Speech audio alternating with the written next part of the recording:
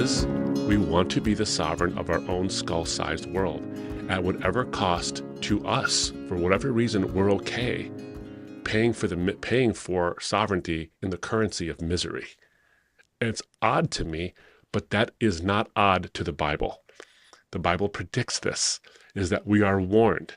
The Bible, the first story of the human interaction with God is God walks and talks with Adam and Eve in the cool of the day.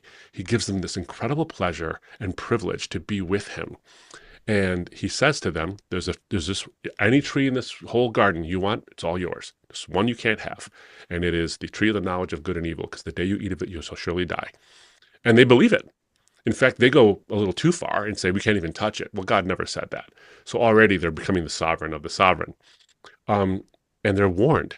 And yet when the serpent entices them and says, you will be like God, now the temptation is just too high. They know the price. God told them, you will die. The serpent tells them, you'll be like God. And the risk for them the reward outweighs the risk for them, even though it's a silly transaction. They do it. And someone might say, if I were there, I never would have done that. Oh, really? We're doing it now. We do it all the time. And that's where I think the Bible is so proven true again and again and again, is that it predicts the human condition in uncanny ways, even though it was written millennia and millennia ago, and we're doing nothing new. We're just doing it in new ways. So we're in a digital Eden. We're in a social Eden, but we're in an Eden nonetheless. And so the Bible offers us hope by predicting this would happen and offering us guidance on how to avoid repeating Eden's mistakes.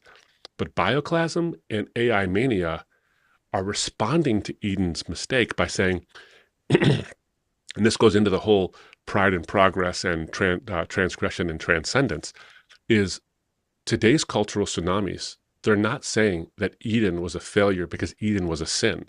They're saying Eden was a failure because Eden was premature.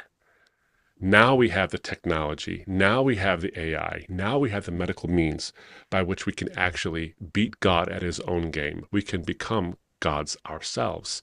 We just did it too early before, but now we can fix Eden's mistake.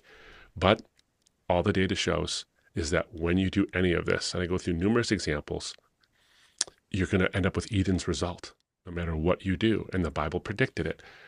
But that can give us hope, because if the Bible predicts it, then when it has credibility in the prediction of the problem, then it means it has credibility in the solution to the problem as well. And I think that's where I think we can offer hope to people. Mm-hmm. And the first time we did try to reconquer Eden was the Tower of Babel, right? So it's the same story of like becoming like God, reaching godhood. And in this case, it feels like, when you're describing AI Mania and Bioclasm, they're kind of two sides of that same Tower of Babel and leaning on each other to make it maybe go even a little higher. Even if I like that imagery. That's really good. I wish I had said that. You kind of have, I think, and maybe in different words, but yeah. I think it's. I do mention the Tower of Babel, but I like the whole two sides leading together. That's really quite good.